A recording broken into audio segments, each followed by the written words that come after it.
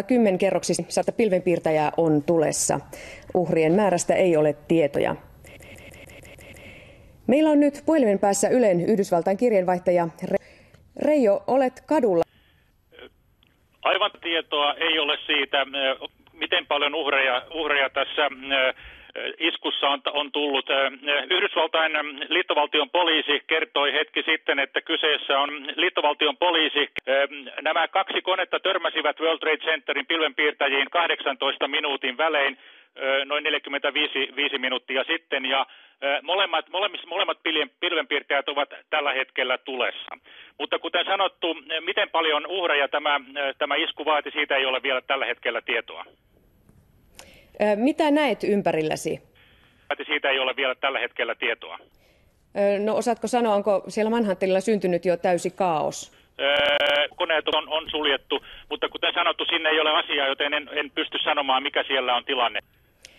Onko rakennuksesta tuotu mahdollisesti uhreja? Onko tuotu? Entä osaatko itse yhtään arvioida syytä? Kyseessä on selkeä valkoinen talo. Kiitos, Reijo.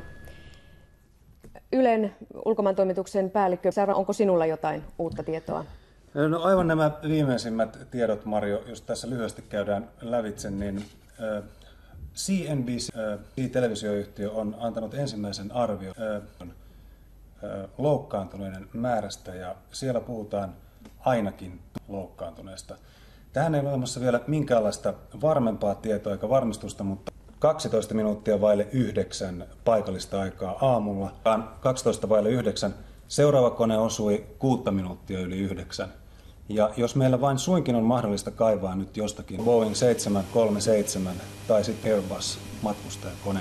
Se on todellakin ensimmäinen arvio on se, että aina 2 on loukkaantunut. Ensimmäinen tieto kuolonuhreista kertoo 6, mutta valitettavasti minun täytyy sanoa jo tässä vaiheessa, kun tuosta jälkimmäisestä räjähdyksestä on nyt kulunut vajaa puolta, tuo luku tulee nousemaan erittäin dramaattisesti tässä.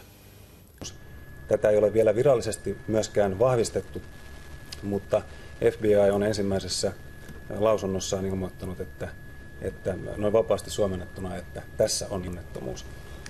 Petri, tähän väliin kerron, että saan Petri jälleen korvaan molemmat näistä koneista, ja ne olisi Bosta. Eli näin. FBI. I'm not a no. I'm not a chum. Noblin. No.